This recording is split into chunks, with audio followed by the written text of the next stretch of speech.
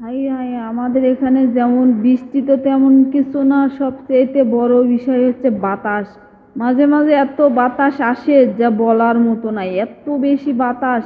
এই বৃষ্টির মধ্যে কি করবো, লং ভিডিও করার জন্য চলে গেলাম ছাতা মাথায় দিয়ে, রাস্তায় রাস্তায় যে দেখলাম এদিক দিয়ে পানি ছিল না। আরো ওই কয়েকদিনে প্রথম দিনে বৃষ্টিতে অনেক পানি হয়েছিল, তারপরে শুকিয়ে গেছিল, পরে আবার বৃষ্টিতে সেই পানি, পরে ছাতা মাথায় দিয়ে চলে গেলাম। দেখি ওদিকে সবাই একটু আম কুড়াইতেছে, আমিও গেলাম, চলে গেলাম। দেখেন এত পানি হয়েছে। আমাদের এদিকে উত্তরবঙ্গে একটু বৃষ্টি হইলে কিন্তু নিচু এলাকা পানি জমে জায়গা, প্রচন্ড পানি। এখনো দেখেন ভয়েস দিতে গেলে আপনি হয়তো বুঝতে পারবেন না, আমাদের চালের বা এরপরে কিন্তু পানি পড়তেছে, প্রচন্ড বাতাস। বৃষ্টি যেমন তেমন বাতাসটা কিন্তু সেই প্রচন্ড। দেখেন ছাতা আমি রাখতে পারতেছি না রাস্তায়, এত বাতাস, এত বাতাস যা বলার মতো না।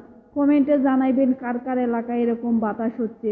মনে হয় যে ভূমিকম্পের শেষ অংশটুকু বেঁচে থাকলে যেটা থাকে না, সেটা মনে হয় আমাদের এখানকার একটু বাতাস এরকম হয়। মাঝে মাঝে এমন বাতাস আসে যে আম যা আছে সব গাছ থেকে সব পড়ে যাইতেছে। ওই যে আমার ভাতিজার হলে বোন আম কুড়াইতে গেছিল ওইখানে, পরে ওরা আইতাছে, পরে ভাবলাম ওদের একটু গালি দিয়ে এলে, পরে আমি এনে খাড়া রইলাম। দেন দেন দেন, কি বাতাস, মানে ছাতা আমার ভেঙে যাচ্ছে, ভেঙে গেল গেল গেল গেল গেল গেল।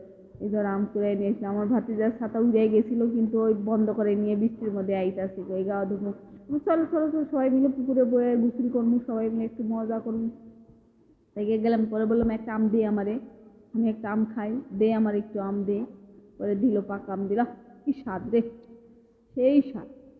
খাইলাম, মিষ্টি আম তো, আমাদের আমের গাছের ওই পাশে ওদের মিষ্টি আমের গাছ, খাইতে যে টেস্টি লাগে। পরে চলে আসলাম, পরে আবার গুছল গুছল করে চলে আসলাম, গাছে থেকে আম পাড়তাছে এই বৃষ্টির মধ্যে। আম পেড়ে ভর্তা বানানো হবে, মজা করে সবাই মিলে খাওয়া হবে। তাই করে সবাই মিলে যে আমার ভাতিজারা সবাই বোনেরা সব আম পাড়তে গেছে।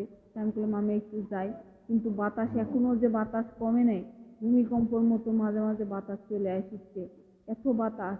কি করার, আপনারা একটু ভালোবাসা দিবেন, ভিডিওগুলো একটু শেষ পর্যন্ত দেখবেন, একটু লাইক কমেন্ট শেয়ার করবেন, সুন্দর সুন্দর কমেন্ট করবেন, তাহলে অনেক সুন্দর সুন্দর ভিডিও বানাবো আমি।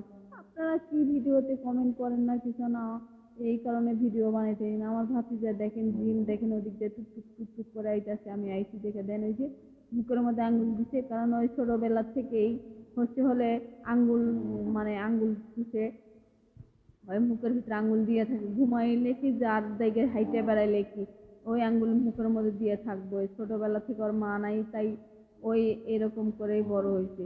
তাই আম পাড়তাছে ওদিকে, আমি বললাম চলো যাই। এই যে দেখেন এদিকে কত ওই আম পাড়তাছে বসে বসে, আমরা যাক ওই জাম পেড়ে নিয়ে এসে ভর্তা বানানো খাওয়া হবে। কিন্তু এই বৃষ্টির মধ্যে ভর্তা বানানোর ভিডিও মনে হয় আর করা হবে না, কারণ প্রচন্ড বৃষ্টি।